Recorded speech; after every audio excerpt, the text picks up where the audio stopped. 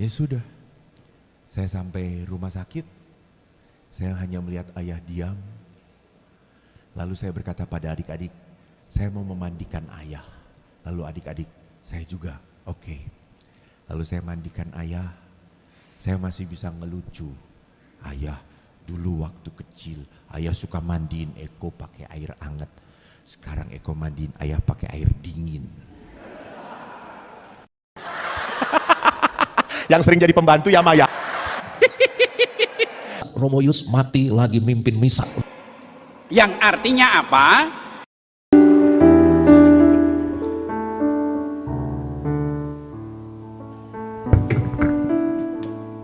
Terima kasih. Shalom Bapak Ibu semuanya. Shalom Romo Romanus yang tadi pada saat nyanyi Bapa Engkau sungguh baik, Bapak Ibu berpegangan, beliau mencoba untuk cari pegangan. Itulah apa pilihan kehidupan Romo ya. Sampai mati Romo nggak akan dipegangi. Syukur kepada Tuhan, hari ini orang mengenalnya sebagai hari kasih sayang. Orang mengenalnya sebagai hari di mana cinta itu dirayakan. Dan ini sebuah berkat kalau saya bersama Romo Romanus, Ibu Mona bisa berada di tengah-tengah Bapak Ibu yang berdua kembali. Susah loh. Setelah lebih dari 10 tahun, 18, 20 tahun ingin bareng berdua itu susah. Selalu saja ada alasan, selalu saja ada hal yang lebih menarik daripada istri gue. Selalu ada hal yang lebih menarik daripada dengan pasangan. Dan karena itulah saya harus berkata, Bapak Ibu datang kemari sudah mengorbankan diri Anda untuk orang yang paling berharga dalam hidup Anda. Tepuk tangan untuk Anda semua. Terima kasih. Dan yang menarik, hari ini temanya gratitude and the art of giving. Rasa syukur dan seni mencintai, seni berbagi. Ini tema ini diangkat oleh Ibu Mona. Saya bersama Ibu Mona bekerja sama dalam retret growth pista pasangan suami istri 3 hari 2 malam. Salah satu tema yang diangkat adalah rasa syukur dan seni untuk apa? Seni untuk membahagiakan pasangan, membahagiakan keluarga. Dr. Mona saya kenal sebagai seorang psikolog yang notabene tidak hanya berbicara tentang kejiwaan tetapi juga berlandaskan iman. Itu yang saya suka. Karena tidak semua psikolog mendasarkan praktek dan ilmunya ada iman. Kadang-kadang toh lebih kepada yang penting lu bahagia. Belum tentu yang bahagia, pilihan hidup yang bahagia ini benar di mata Tuhan. Maka saya sesi pertama akan berbicara dalam spiritualitas. Ibu Mona akan berbicara di wilayah psikologinya bagaimana. Kejiwaan manusianya bagaimana. Supaya seimbang. Kenapa spiritualitas pertama? Karena apa? Manusia sadar atau tidak selalu ingin menemukan hal yang paling luhur dalam hidupnya. Kemarin malam saya sudah datang sebetulnya. Karena saya ada pertemuan sebentar. Lalu saya menginap di WIS Kelapa Gading. Malam itu saya lapar. Saya cari, di pojokan sana ada warung ketoprak. Saya jalan sendirian. Jalan di warung itu kecil. Ada beberapa orang. Saya nyelip ya, karena mereka hampir selesai makan. Saya pesan ketoprak dengan telur ceplok. 20.000, oh my goodness. Jarang makan 20.000. Lalu saya lihat banyak. Di depan saya yang lain ganti orang duduk. 2 anak muda. Kelihatan dari wajahnya Batak. Dari ngomongnya juga Sumatera banget. Kau sebelah sana sedikit. Waktu mau masuk, Bapak boleh saya di sini? Silakan, kata saya itu tuh. Lalu saya datang duluan karena saya yang pesen duluan. Pak, ya kasih. Itu sudah menjadi the rule of my life gitu ya. Saya buat tanda salib, mereka langsung berhenti ngobrol, diem. Lalu selesai, saya makan. Saya mau ngomong, duluan, silakan Pak. Saya makan. 3-4 suapan, datanglah makanan mereka. Yang sebelah kanan saya ini, temannya gendut, memang gendut. Yang sebelah kiri saya tidak terlalu gendut. Dia langsung tunduk. Yang sebelah kanan, nyendok. Lalu dia senggol, doa dulu lu, doa dulu. Ntar dulu, sendok-sendok dulu, gitu. Akhirnya mereka makan. Yang mau saya perlihatkan di sini, seringkali peristiwa doa adalah sebuah kewajiban. Wajib lu makan, doa. Lupa. Doa itu bukan masalah wajib. Doa itu masalahnya pengakuan iman. It's really a blessing that bahwa saya bisa makan ketoprak ini berkat Tuhan. Ada yang dimakan, bisa dan sedang mau makan. Ya kan? Itu kan triple situasi yang harus dihadapin. Ada orang yang bisa makan, mau makan, gak ada yang apa? Orang miskin. Ada yang dimakan, bisa makan, gak mau makan karena ingin langsing.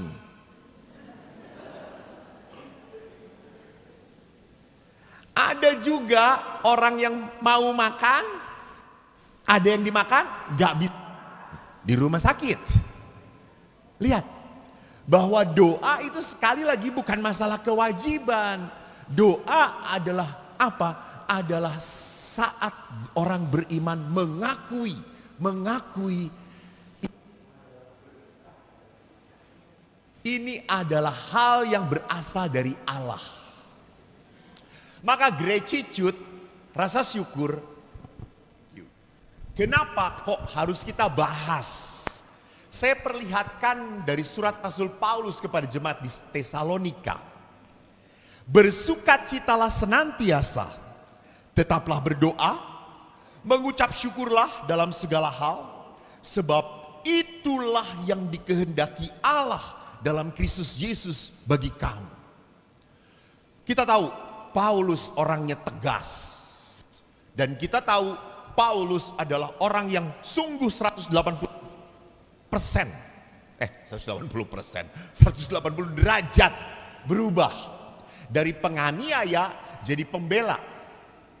Dan surat Rasul Paulus kepada jemaat di Tesalonika ditulis oleh Paulus untuk apa? Meneguhkan orang Tesalonika yang sedang kacau, sedang dianiaya. Karena di Tesalonika Paulus itu kepada orang Yahudi. Tetapi orang Yahudi tidak terima, gak suka. Maka Paulus mewartakan Yesus kepada orang non-Yahudi. Dan akhirnya mereka menerima. Itu jemaat pertama Yesus di Tesalonika. Bapak Ibu tahu Tesalonika di mana? Asia Kecil. Negara mana sekarang? Turki. Itu gereja-gereja Asia Kecil. Efesus, Tesalonika, Kapadokia, tempat orang naik balon udara itu adalah gereja minor. Sekarang sudah banyak yang gerejanya. Itu tempat pewartaan Paulus. Maka Paulus sungguh meneguhkan umat dengan berkata apa? Di tengah-tengah penderitaan Paulus berteriak, bersukacitalah, mengucap syukurlah. Kenapa? Itu yang dimaui Tuhan. Tuhan itu mau kamu bersuka cita. Tuhan itu mau kamu bersyukur dalam hidup kamu. Dan sekali lagi, ini bukan ajakan. Ya, Paulus tidak mengatakan, mari kita bersuka cita. Enggak.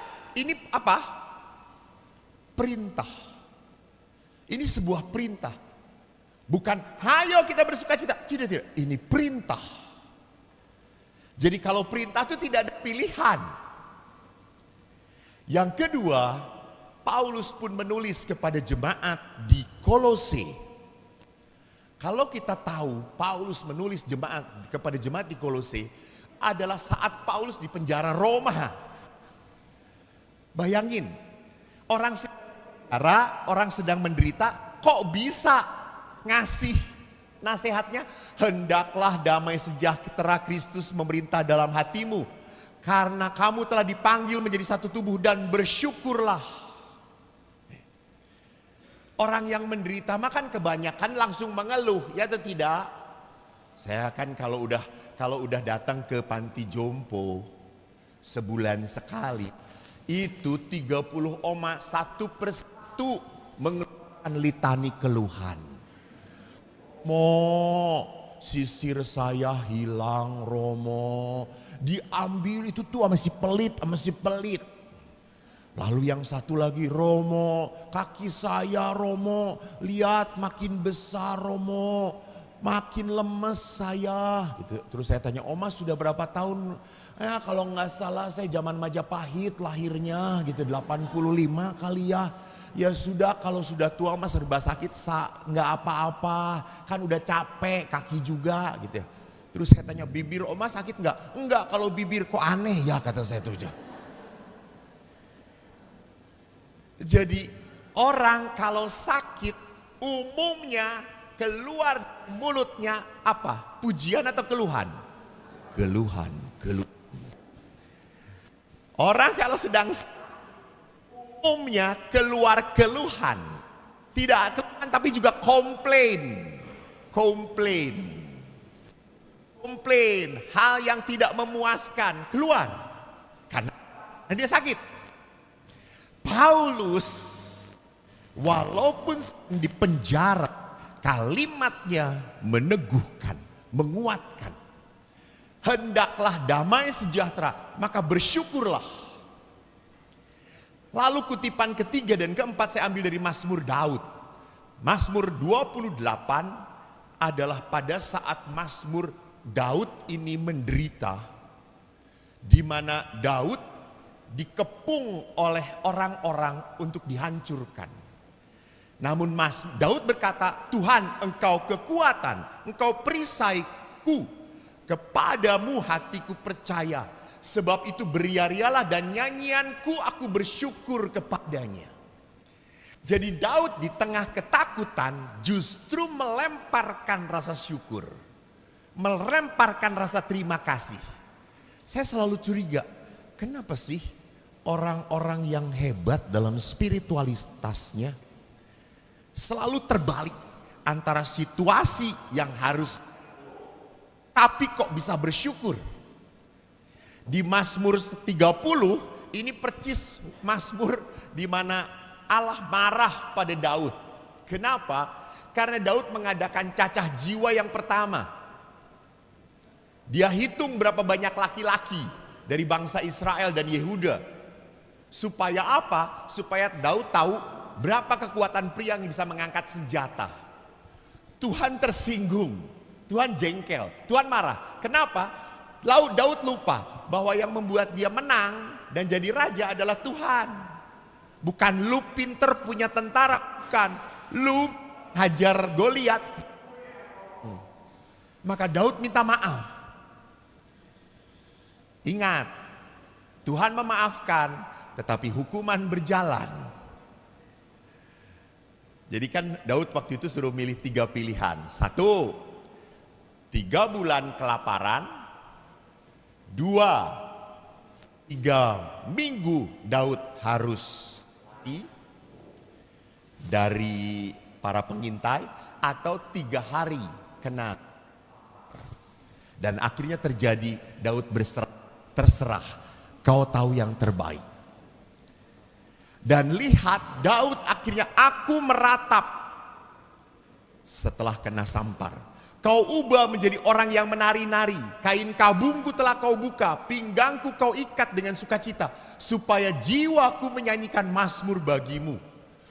Untuk selama-lamanya aku mau menyanyikan syukur bagimu. Nah, kalau kita lihat dari kisah Daud sampai juga Paulus memperlihatkan sukacita, syukur. Saya pikir ada koneksinya. Pak, sukacita mendatangkan syukur atau syukur mendatangkan sukacita? Mana? Ulangi. Bukan sukacita dulu bagi bersyukur. That's good. That's good.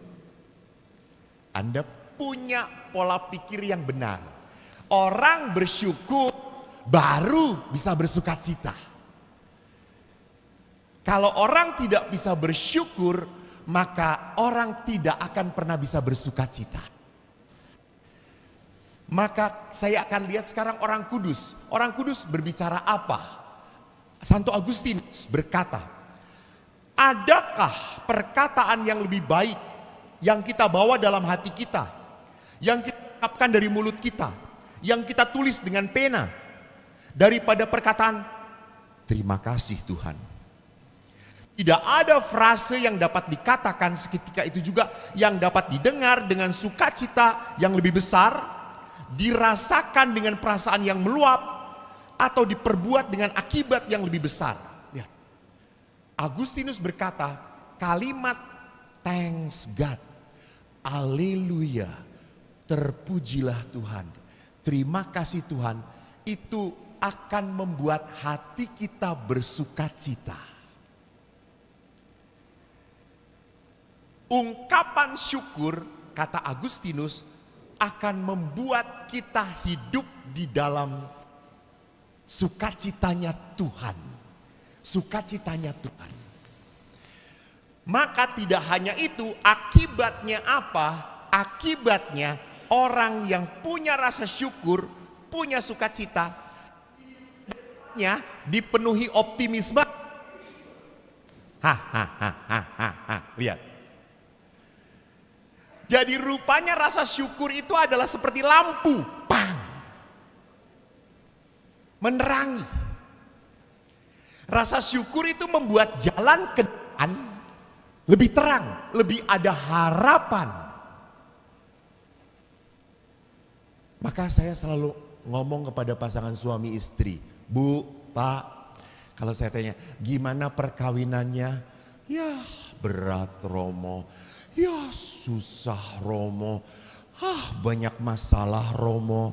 Saya selalu ngomong, Bu, mati bersama suami aja Bu, biar beres. Hidup perkawinan, referen penderitaan, lu sampai mati menderita coy. Iya toh, karena referennya penderitaan. Ya berat Romo, ya susah Romo, ya banyak. Bu, yang gak banyak masalah perkawinan kalau ibu kawin dengan orang gila, gak ada masalah gitu ya. Ingat, mari kita lihat, kok ada orang yang punya masalah, berat hidupnya, selalu ada penderitaan, kok dia bisa hidup dengan sukacita? Saya kok banyak mengeluh. Jadi apa kunci masalahnya? Santo Bernardus bagus. Ia yang tidak berterima kasih untuk berkat yang diterima oleh Tuhan hari ini, berarti jangan-jangan dia pun tidak menerima kasih, berterima kasih untuk berkat Tuhan di waktu lalu. Lu kalau nggak bisa bersyukur sekarang, jangan-jangan memang kamu orang yang tidak pernah mensyukuri kehidupan. Maka Bapak Ibu yang terkasih, orang yang tidak bisa bersyukur Di dalam hatinya hanya ada ketidakpuasan, hanya ada kekecewaan, hanya ada rasa iri, jengkel. Bisa dikatakan orang yang tidak bersyukur adalah orang yang tidak punya Tuhan. Orang yang tidak mengalami Tuhan dalam hidupnya. Orang yang hanya dibelenggu oleh kepahitan dan kesakitan. Orang yang jauh dari Allah. Maka kalau kita lihat Santa Teresia Avila mengatakan hal sama. Menekankan pentingnya seruan syukur dan cinta kasih dalam doa. Apalagi lihat syukur adalah ekspresi iman dan harapan. Itu tadi yang saya katakan. Kenapa saya sebelum makan berdoa? Bukan karena masalah wajib. Karena pengakuan iman. Semua datang kebaikan dari Tuhan. Semua datang tanpa apa? Tanpa ada sebuah kisah baik saya. Enggak. Tanpa ada usaha baik saya, berkat Allah mengalir. Ingat, Tuhan, hanya Tuhan. Nanti saya perlihatkan di gift tentang gift. Hanya Tuhan yang memberi tanpa mengharapkan apapun. Kenapa? Karena Tuhan tidak berkekurangan. Dan Tuhan tidak membutuhkan apapun dari kita. Di gereja kolekte. Itu untuk Pastor Romanus.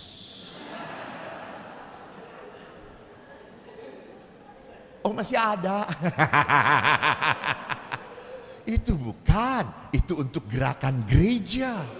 Untuk kehidupan menggereja. Tuhan tidak butuh kolekte Anda. Gitu ya. Maka kenapa itu gereja tidak menentukan perpuluhan. Seikhlasnya. Maka karena seikhlasnya. Tidak jelas jadinya saudara-saudara. Gitu ya. Ke toilet di Eropa lebih mahal daripada kolekte di Indonesia, saudara. Saya nggak nyindir, saya hanya memberitahu kelompok saya gitu. Jadi doa itu dilandasi oleh pengakuan iman. Kisah yang saya kemarin dapatkan waktu saya ziarah 2025 dalam rangka jubileum, selalu terbayang dalam batin saya. Saya kan ke jubileum 4 kali 1 tahun. Kerja. Pastor tuh bukan jalan-jalan, kerja. Cari cuan No cuan mati kita. Saya yang keempat kali kan pasti ada ke Lordesnya. Lourdes adalah tempat yang favorit bagi saya suka. Banyak mujizat banget. Karena di Lourdes itu sekarang kan kalau yang mau mandi itu dibatasin jumlahnya. Masih ada tapi dibatasin. Umumnya yang pakai kursi roda itu diperbolehkan. Yang lain itu hanya apa disebutnya? Dibasuh begitu saja. Saya kan sudah berkali-kali dan tidak terjadi mujizat. Karena saya ingin kalau mencelum ke air Lourdes itu jadi putih. Tetap hitam coy. Saya udah 3-4 kali kalau gak salah direndemin gitu ya. Ya masih hitam kata saya itu. Bahkan setelah yang keempat tambah hitam bapak-bapak. Nah kemarin itu waktu saya bawa, saya beritahu umat. Bu, ini ibu yang udah daftar ngantri di sini. Ini berdoa dulu jangan lupa ya. Pastor, enggak, saya mau jalan, saya capek. Lalu saya jalan. Saya ke Grotto dulu, berdoa sebentar, lalu saya pulang. Nah, pulang tuh hotelnya enggak jauh dari Grotto. Saya di kafe. Saya minum kopi, saya masih pakai kolar. Terus tiba-tiba Kan kalau ke Lourdes itu umumnya orang-orang tua. Dari yang datang itu 70% orang tua. Dan dari 70% itu 50% orang tuanya pakai kursi roda. Dan yang dorongnya kan kebanyakan adalah volunteer. Bukan suster, volunteer. Hanya memakai jubah habit, baju suster kayak gitulah. Saat saya duduk, tiba-tiba ada seorang oma yang didorong mendekati saya. Saya lihat si oma itu menatap. Dia lihat saya pakai kolar. Father, may I sit beside you? I will wait for my friend. Of course, please mom, please. Lalu si volunteernya ngasih di sini, lalu dia say thank you, pergilah volunteer. Lalu saya duduk berdua dengan oma ini, sudah tua. Lalu saya tanya, Mom, where are you coming from? I'm from Ireland. Oh, where are you? How about you, Father? I'm from Indonesia. Indonesia, where is that? Allah, kata saya. Terus I mention Bali. I know Bali. I heard from my friend. Bali is a part of Indonesia, you know, Mom. Lalu saya tanya, Mom, how many times you come to Lourdes? Twice a year. Twice a year. Wow, 2 kali setahun. What? Twice a year, kata saya itu. Yes, Father. Wow, what happened with you? Lalu si oma ini berkata, I have cancer. And I can walk. I always need a helper. And after so many times you come to Lourdes, how about your cancer and about your legs? You cannot walk. Yes, I still have cancer and I still cannot walk. Why? You still come here? Si oma itu langsung ngomong, Father, you have no faith. Anda tahu, malu saya dikatain seperti itu. Saya langsung tunduk, saudara-saudara. Saya, Mom, what you mean? Father, that's right. I still have cancer. But you know, kalau saya datang ke Lourdes ini, saya merasa damai. Saya merasa sukacita. Saya punya seorang ibu yang mendoakan saya. Sekarang pastor, saya sudah menerima kanker itu berkat dari Tuhan. Kanker itu teman saya. Walaupun saya berpenyakit seperti ini, saya mengalami Allah begitu baik pada saya. Saya sampai, wow, ini yang dibutuhkan. Kita selalu minta mujizat kesembuhan tubuh, betul atau tidak? Sebetulnya yang banyak sakit batin kita. Batin kita. Tubuhnya sih nggak cacat, hatinya cacat. Itu yang harus bereskan. Berdamai dengan hal-hal yang tidak bisa kita rubah dalam hidup kita. Siapa dia? Pasanganmu. Anda novena minta Bapak Paus menovenakan pun Tuhan berkata susah. Why? Auban.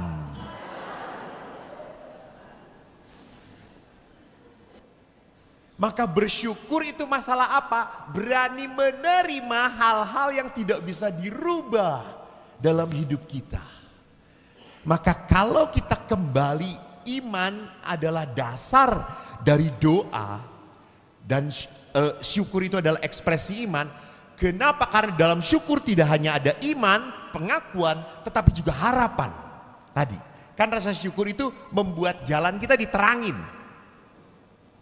Tidak hanya orang kudus, Bapak Ibu. Saya nggak akan capek. Doa syukur agung. Ekaristi itu dari kata eukaristeo, mengucap syukur. Dan puncak ekaristi adalah doa syukur agung. Kalau imam berkata, Tuhan bersamamu. Anda jawab? Marilah mengarahkan hati kepada Tuhan. Benar atau tidak? Kadang-kadang sudah kami arahkan, sudah. Aduh, nanti pulang kemana ya kita? Tidak mengarah pada Tuhan. Lalu lihat di dalam bahasa Indonesia, setelah marilah mengarahkan hati kepada Tuhan, Anda menjawab, sudah kami. Lalu imam akan berkata, marilah bersyukur kepada Tuhan Allah kita. Apa jawaban Anda? Nah, saya lihat terjemahan Indonesia itu beda dengan Inggris. Dalam bahasa Inggris, it's right and just. Sudah layak dan sepantas. Sebetulnya kan sudah layak dan sepantas itu kan enteng-entengnya. Layak dan pantas sih. Kita bersyukur tuh layak dan pantas sih. No. Lihat. Just itu berarti apa? Harus. Nih dalam bahasa Inggris lebih jelas. Lalu imam kan berkata, sungguh pantas dan benar, layak dan menyelamatkan. Bahwa kami selalu dan dimanapun bersyukur kepadamu. Lihat, kalau dalam bahasa Inggris, it's truly right and just.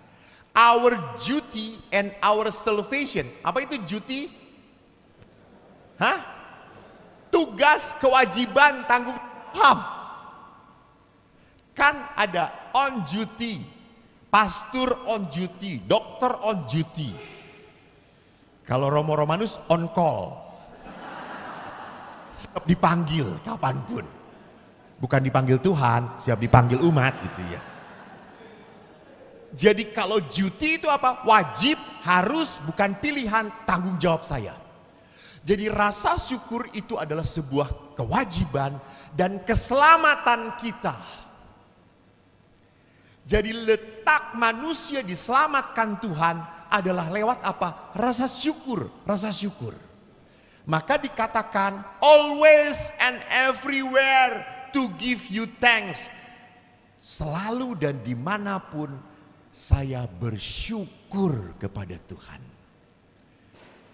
Jadi syukur itu adalah sebuah spiritualitas. Sebuah keutamaan. Bukan kita lahir langsung bisa bersyukur. Tidak, tidak. Rasa syukur itu adalah sebuah apa? Adalah sebuah keutamaan yang harus terus dilatih. Maka dalam doa syukur agung ditekankan, bersyukur sekali lagi bukanlah sebuah pilihan, tetapi sebuah apa? Sebuah duty, kewajiban yang membuat kita terselamatkan. Jadi Allah bisa menyelamatkan saya lewat apa? Lewat kemampuan saya untuk mensyukuri. Bukan meratapi, bukan. Saya sebagai imam tahun ini syukur kepada Allah 30 tahun. Saya merenung karena nanti Desember kami akan merayakan teman-teman, salah satunya Uskup Bandung. Sama, cuma beda nasib kan. Nasib saya lebih baik daripada beliau. Lalu waktu saya merenungkan, saya berpikir apa sih yang paling saya takutkan dalam hidup saya. Satu yang paling saya takutkan adalah saya menjadi pastor yang tidak berguna. Saya menjadi pastor yang sia-sia. Percuma jadi pastor. Sakit hati banget, kecewa banget. Semua pengorbanan saya sejak dari SMA enggak pacaran. Menjadi sebuah kepahitan sampai mati gitu ya. Udah jadi pastor nggak kawin, percuma, nggak ngapa-ngapain. Aduh. Itu menyedihkan. Gitu ya. Maka Sama. Pertanyaannya, apa sih yang paling Anda takutkan? Bukan kematian. Tetapi apa? Kehilangan makna hidup. Lu suami gue tapi lu gak ngapa-ngapain. Lu gak ada gunanya. Beberapa minggu yang lalu ya saya seminar di Surabaya. Ada seorang istri yang membuat pertanyaan. Kan saya ngomong pertanyaannya tolong di WA, jangan ngomong. Karena kalau ibu-ibu ngomong itu bisa satu seminar sendiri kata saya itu. Di WA pun panik intinya apaan sih gitu ya. Lalu si ibu ini tidak, Romo saya punya suami. Suami saya itu Anda tahu ya agak bodoh. Nggak bisa, usaha nggak maju-maju. Bagaimana Romo kalau saya ini mengambil alih semua tugas suami saya, apakah boleh atau tidak? Lalu saya suruh menjawab, apakah boleh atau tidak? Terus saya ngomong, enak banget suaminya. Ngapain dia nyumbangin apa? Cuma nyumbangin burung doang kata saya itu. Iya kalau masih hidup, kalau udah mati.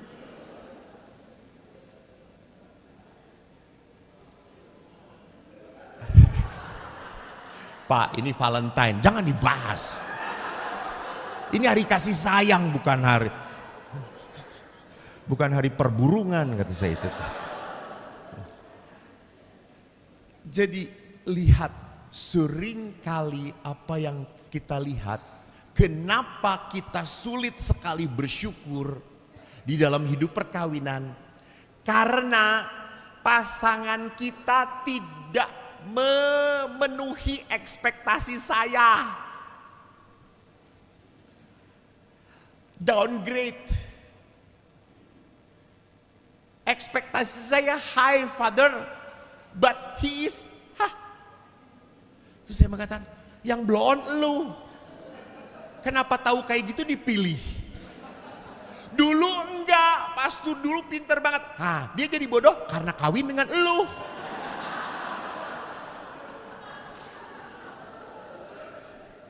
Jadi sumber musibah siapa? Elu, kata saya itu.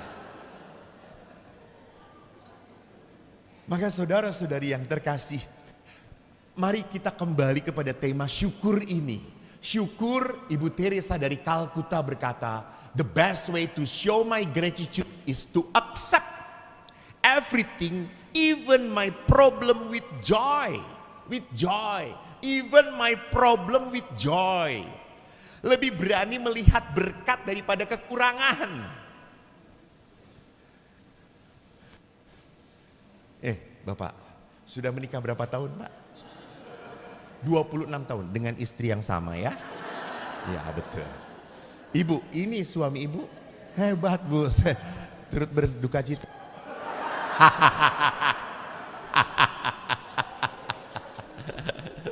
Bu, 26 tahun apa yang diberikan Bapak untuk ibu?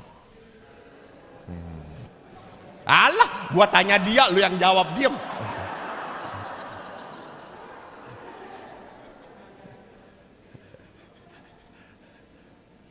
Berusaha setia. Berat ya. Terima kasih. Pengorbanan yang berat bagi Bapak adalah apa? Menikah dengan ibu ya Pak ya. Jadi lihat, kalau kita hanya melihat kekurangan sampai kapanpun selalu kurang. Kenapa? Karena Anda masih hidup di dunia. Gak ada yang sempurna. Maka kalau Anda dalam hidup berelasi hanya melihat kekurangan, maaf, iblis berhasil memperalat Anda. Budak iblis.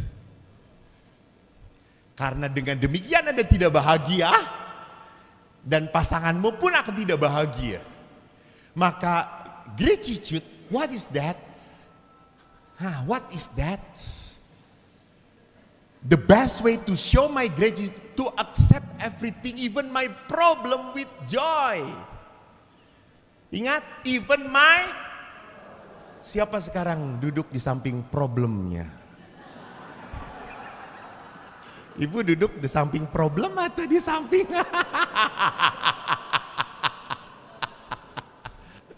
Memang banyak suami berkata, Romo, dalam hidup perkawinan saya tidak punya masalah. Enggak pernah. Iya, Bapak nggak punya masalah karena Bapak sumber masalahnya, kata saya itu. Jadi rasa syukur itu seperti yang tadi Anda katakan, literatur psikologi dan literatur spiritual pun mengatakan hal yang sama. Rasa syukurlah yang menumbuhkan sukacita, bahagia.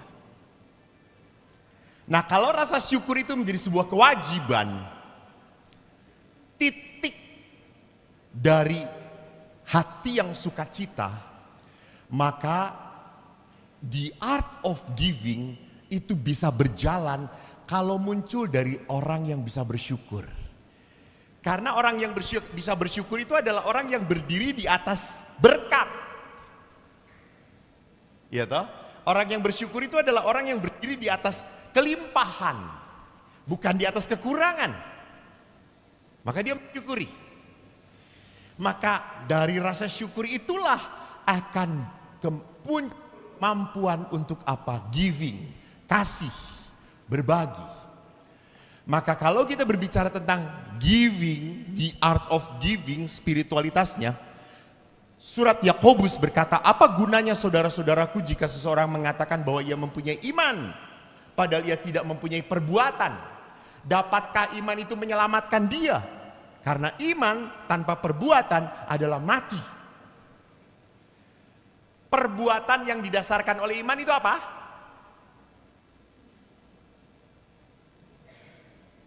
Mana pastor parokinya? Sudah pergi saudara-saudara. Dia mengkhianati daku. Enggak, Pastor Romanus akan misa arwah. Jadi memang beliau khusus untuk misa-misa untuk yang berduka cita. Hari kasih sayang, misa arwah gitu ya. Iman diwujudkan dalam perbuatan lewat apa? Kasih. Maka kalau Yakobus mengatakan iman tanpa perbuatan, itu berarti iman tanpa kasih adalah mati. Iman itu harus membuahkan kasih. Maka Ibu Teresa yang selalu saya kutip, buah dari keheningan adalah doa. Buah doa adalah iman. Buah iman adalah kasih. Buah kasih adalah pelayanan.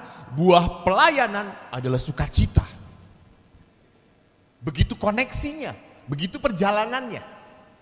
Maka dalam surat 1 Yohanes, mari kita lihat apa itu kasih. Saudaraku, mari kita saling mengasihi. Sebab kasih berasal dari Allah. Dan setiap orang yang mengasihi lahir dari Allah dan mengenal Allah. Maka kalau tidak mengasihi, orang itu tidak mengenal Allah. Sebab Allah adalah kasih. Jadi Allah itu bukan punya kasih. Tidak. Allah adalah kasih. Maka pernah dikatakan, antara iman, harapan, kasih, mana yang paling hebat? Mana yang akan kekal? Kasih. Kenapa? Karena di surga orang tidak perlu iman dan harapan lagi. Di surga kita tidak perlu mengimani, kita sudah bersama Allah. Kita tidak perlu berharap lagi. Harapan kita kekalan sudah kita alami. Kasih tetap ada. Kenapa? Karena Allah adalah kasih. Justru di dalam kasih ada persatuan antara manusia dengan Allah. Maka lihat di situ surat tadi Yakobus berkata jelas banget, orang yang mengenal Allah adalah orang yang mengasihi. Maka perhatikan, dalam hal inilah kasih Allah dinyatakan di tengah kita. Allah telah mengutus tunggal dalam dunia supaya kita hidup olehnya. Ini tadi kan kata, saling kasih berasal dari Allah. Allah yang pertama mengasihani. Maka lihat di sini, Allah mengutus anaknya. Maka bukan kita yang telah mengasihi Allah, tetapi Allah yang telah mengasihi kita. Yakobus ngomong lagi, saudaraku, Allah sedemikian mengasihi kita, maka kita juga harus mengasihi. Kenapa? Tidak seorang pun yang pernah melihat Allah. Jika kita saling mengasihi, Allah tetap di dalam kita dan kasih-Nya sempurna di dalam kita.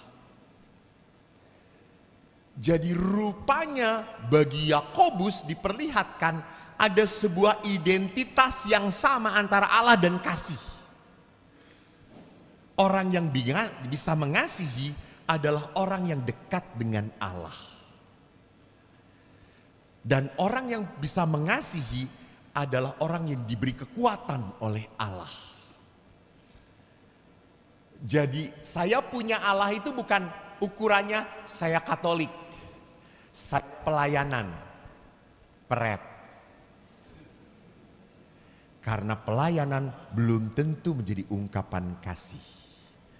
Bisa jadi Anda sibuk pelayanan karena jengkel di rumah melihat istrinya. Banyak pelayanan menjadi sebuah pelarian dari tanggung jawab. Merasa tidak damai di rumah, dimarahin terus, lebih baik melayani istri orang lain. Kan sama toh di pasturan. Jangan berpikir bahwa kalau pasturnya itu senang kunjungan umat, itu pastur yang baik. Hei, jangan-jangan dia tidak akur dengan pasturnya. Maka dia pergi terus. Hati-hati. Yang membuat murni sungguh itu adalah batin kita, kesungguhan kita. Maka kalau kita kembalikan kepada apa yang dikatakan Yakobus, kita ketahui kita berada di dalam Allah dan Allah dalam kita. Kenapa? Karena Allah mengaruniakan roh kepada kita. Jadi Allah itu adalah roh kasih. Barang siapa berada dalam kasih, ia berada dalam Allah dan Allah dalam dia. Ini mengakhiri ayatnya bagus. Kita mengasihi karena Allah mengasihi kita. Ini referen lihat. Dari pertama dikatakan kita bisa mengasihi karena pertama-tama Allah mengasihani kita. Lalu dikatakan Allah sumber kasih. Allah adalah kasih. Dibalik lagi di belakangnya dikatakan Allah lebih dahulu mengasihi kita. Maka jikalau seorang berkata aku mengasihi Allah, tetapi padahal ia membenci saudaranya, maka dia adalah pendusta. Karena barang siapa tidak mengasihi saudaranya dilihat, nggak mungkin mengasihi Allah yang tidak dilihat. Jadi kalau Anda tidak mampu mencintai orang yang dilihat, mana mungkin bisa mencintai Allah yang tidak bisa dilihat. Maka bagus, Gereja Katolik selalu mengatakan perkawinan itu centas segitiga. Sama sisi. Siapa yang di atas? Kiri suami, kanan istri. Maka kalau suami itu dekat dengan Allah, dia juga harus dekat dengan istri. Kalau istri itu rajin berdoa, maka dia pun harus makin dekat dan sayang pada pasangannya. Hanya kadang-kadang suami ada yang pinter.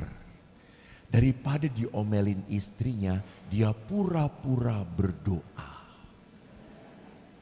Jadi kalau dia udah melakukan salah, pasti istri gue datang langsung dia.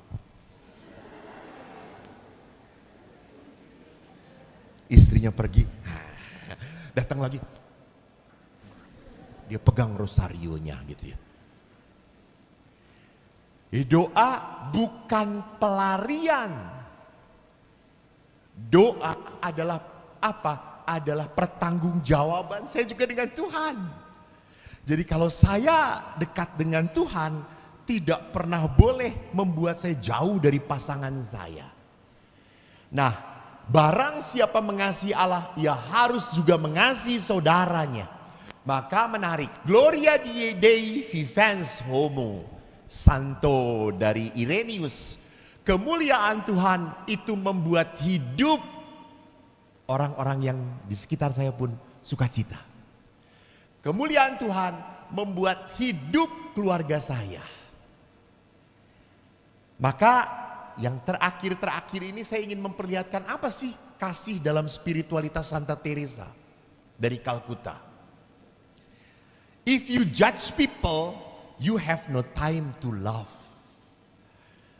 Kalau Anda itu hanya bisa ngeritik, nyalahin, lihat hal-hal yang kurang, Anda tidak punya waktu untuk mencintai. Jadi saya maaf ya, saya akan hidup di biara. Saya syukur kepada Allah. Saya di paroki hanya berapa? 6 tahun. Saya 25 tahun di rumah retret. Lalu saya setelah 25 tahun kaul, saya sabbatical. Saya sekolah kursus di Itali, Nemi. Lalu saya tugas di Medan 3 tahun. 3 tahun di Helena, lalu kembali lagi ke Pratista, biara. Saya begitu senang tinggal di biara. Kenapa? Karena di biara irama doa, irama hidup bersama sangat terus kita hidupin. Saya merasa waktu saya tinggal di biara, kami punya waktu untuk doa, kami punya waktu untuk belajar, kami punya waktu untuk sharing. Kami punya waktu untuk kumpul bareng. Tapi kalau waktu di pasturan 3 tahun di Medan, 3 tahun di Jakarta, boro-boro doa bersama, misa bersama pun susah. Yang satu masih tidur lah, yang satu masih pelayanan lah. Yang satu lagi kemana, susah. Tapi pada saat hidup di biara, ritmenya menarik. Hanya sering saya sedih. Saya sudah berapa waktu di biara Pratista? Sudah 4 orang keluar dari biara. Dan umumnya, maaf, pastor-pastor yang mau mengundurkan diri ini selalu tendensinya dalam khotbah atau ngomong pada umat selalu menjelek-jelekan. Selalu menjelek-jelekan pasturnya atau biaranya. Bahkan kita pernah ada satu pastor yang keluar lalu menuduh kita adalah komunitas homo. Kurang ajar kata saya itu. Normal, padahal gitu ya. Tapi lihat kenapa kita judge, kita tuduh, kita selalu menghakimi. Karena apa? Karena kita punya masalah. Kita punya masalah. Jadi dalam diri orang bermasalah, dalam diri orang yang luka, jangan harap ada kata-kata indah. Dari tempat sampah akan selalu keluar bau yang gak enak. Jadi when you judge people, you cannot have time to love. Dan yang kedua, intense love. Gak pernah ukur-ukuran. Gak pernah mention, gue tuh ya udah banyak berkorban. Gue tuh ya udah banyak ngasih waktu. Kamu itu ndak tahu ya, malam-malam saya suka bangun tahu nggak, selimut kamu di mana, pantat kamu di mana, gue selimutin lagi. Jadi cinta itu hanya give, beri. Dan maka dari itu, until it hurts. Jadi kisah cinta, kisah kasih yang sungguh adalah apa? Mencintai sampai menyakitkan. Menyakitkan. Maka paling berat adalah dihianati oleh orang yang paling dicintai. Betul atau tidak? Disakiti oleh orang yang paling dicintai.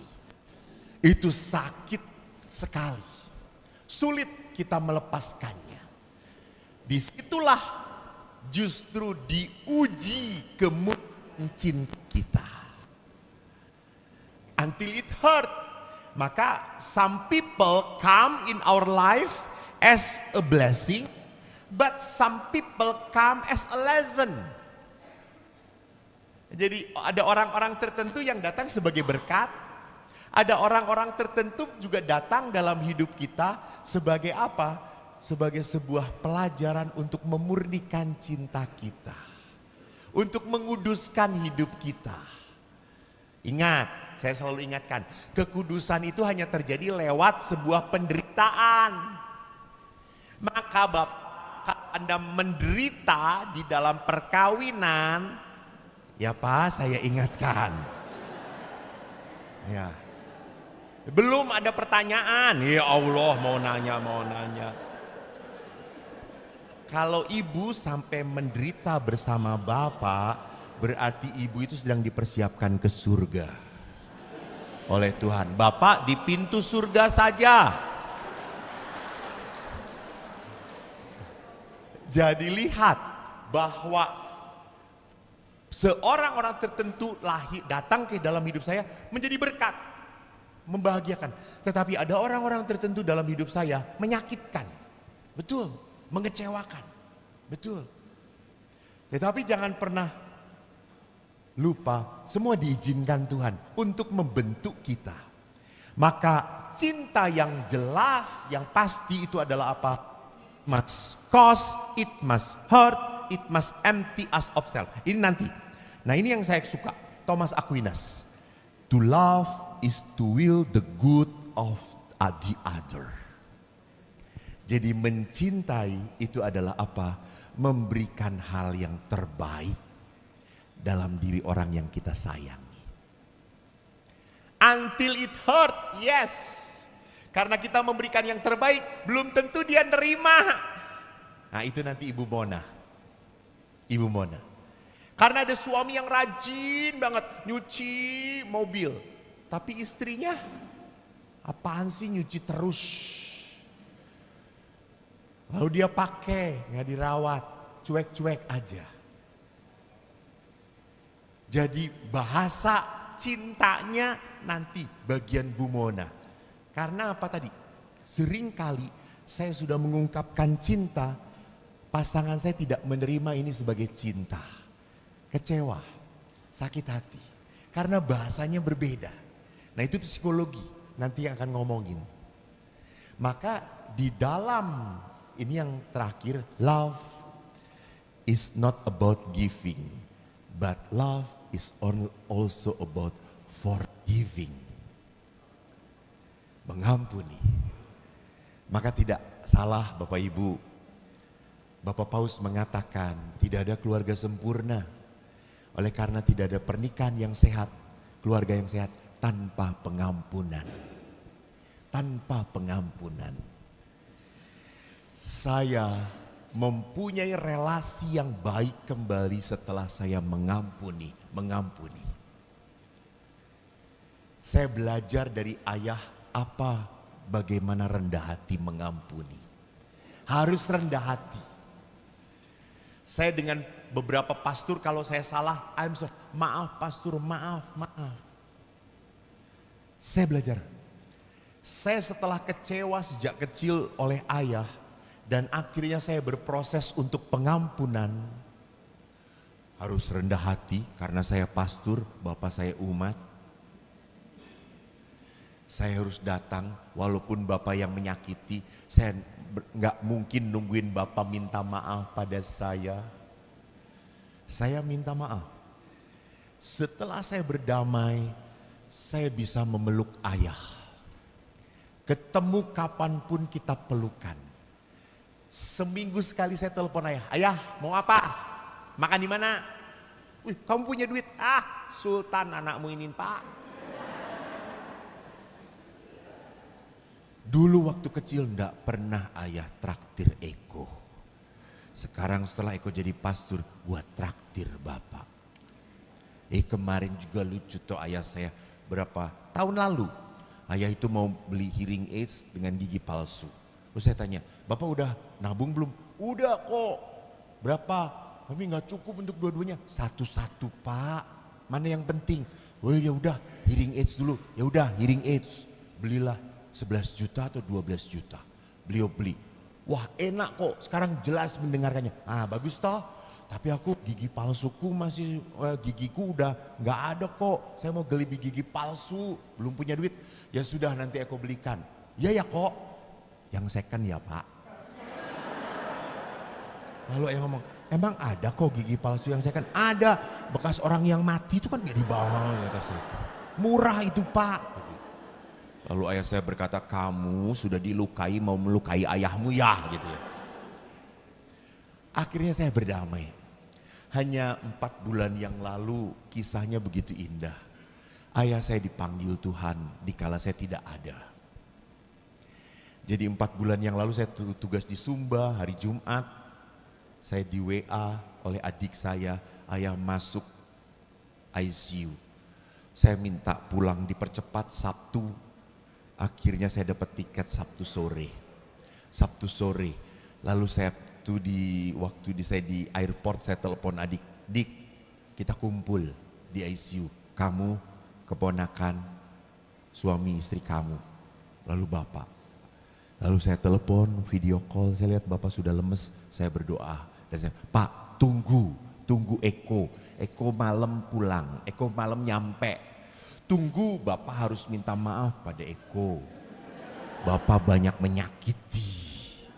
Eko juga harus minta maaf pada bapak. Lalu saya tutup, saya boarding, saya naik pesawat sampai Jakarta. Saya buka WA, adik saya mengatakan, bapak makin drop. Waduh kata saya. Lalu waktu di jalan, saya dijemput supir, saya ngomong, video call lagi.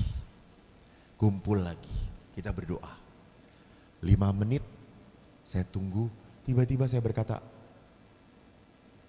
kok ada kata-kata, kamu jangan egois. Lalu akhirnya saya buka video call karena adik saya telepon, sudah dengan bapak yang makin turun.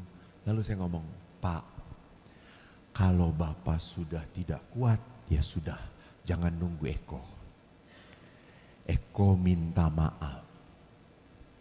Karena Eko sering kali menyakiti bapak. Saya ingat 2 minggu sebelum berangkat saya argue dengan ayah. Saya marah lalu saya minta maaf. Pak maaf ya. Bapak harus ingat Eko bisa jadi seperti ini karena bapak mendidik Eko dengan baik. Terima kasih ya Pak. Terima kasih. Eko ini pastor, boleh ya memberkati yang terakhir kalinya. Saya berkati. Kita tutup 1 menit, adik saya berkata, ayah meninggal. Ya sudah, saya sampai rumah sakit, saya hanya melihat ayah diam. Lalu saya berkata pada adik-adik, saya mau memandikan ayah. Lalu adik-adik, saya juga, oke. Lalu saya mandikan ayah, saya masih bisa ngelucu. Ayah, dulu waktu kecil, ayah suka mandiin Eko pakai air hangat. Sekarang Eko mandiin ayah pakai air dingin. Biar kedinginan kata saya itu. Saya usap. Dan akhirnya saya menangis. Saat saya memeluk ayah, ayah tidak memeluk saya lagi. Itulah kehidupan. Ada batasnya. Jangan sampai menyesal. Kenapa dulu gue enggak rawat? Kenapa dulu enggak saya sayangi? Hidup itu berkat. Bukan hidup itu penyesalan. Tuhan memberkati. Thank you.